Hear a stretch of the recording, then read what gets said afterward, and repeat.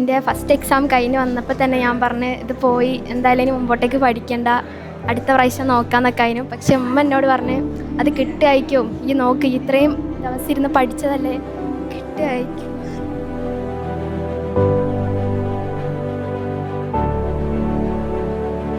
മോള് KPTC വന്ന് ചേർന്ന് മോള് സയൻസ് എടുത്ത്. അപ്പോൾ ഫസ്റ്റ് മോള് പറഞ്ഞു, ക്ലാസ് കഴിഞ്ഞ് മോള് പറഞ്ഞത് ഉമ്മാതി നിങ്ങളോട് കൊണ്ടുപോകാൻ കഴിയൂല എന്നൊക്കെ പറഞ്ഞു. ഏതായാലും എനിക്ക് കഴിയുമെന്ന് പറഞ്ഞ് ഏതായാലും ഫസ്റ്റിൽ തന്നെ കയറ്റി പാസ്സായി.